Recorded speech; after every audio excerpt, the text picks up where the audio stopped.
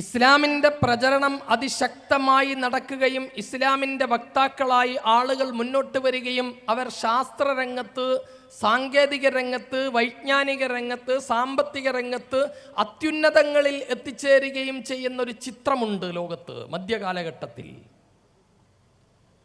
ആ സമയത്ത്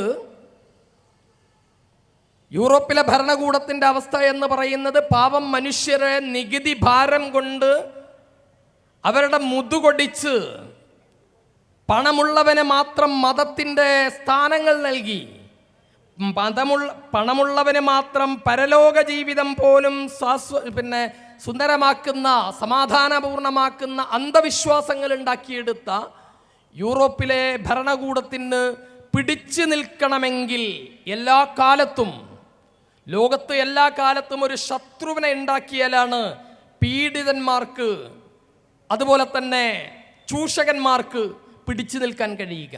അതിൻ്റെ ഭാഗമായിരുന്നു 200 വർഷക്കാലം നീണ്ടുനിന്ന കുരിശ് യുദ്ധം എന്ന് പറയുന്നത്.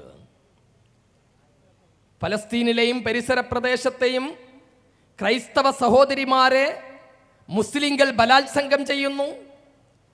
ജെറൂസലേം സന്ദർശിക്കാൻ പോകുന്ന ക്രൈസ്തവരെ മുസ്ലിം ഭരണകൂടം പീഡിപ്പിക്കുന്നു.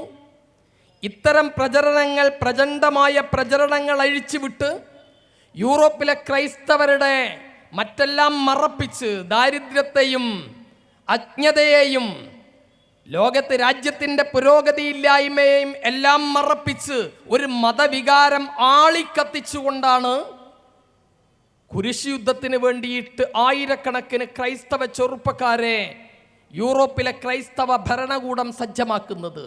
ഫലമെന്താ? ഫലം സ്വതവേ തകർന്നടിഞ്ഞ യൂറോപ്പിൻ്റെ കൂടെ തന്നെ ഏഷ്യയിലുണ്ടായിരുന്ന മുസ്ലിം രാജ്യങ്ങളെയും തകർത്ത് തരിപ്പണമാക്കാൻ അവർക്ക് സാധിച്ചു എന്നല്ലാത്ത മറ്റൊന്നും ഉണ്ടായിട്ടില്ല. ഇസ്ലാമോഫോബിയയുടെ തുടക്കം അവിടെയാണ്.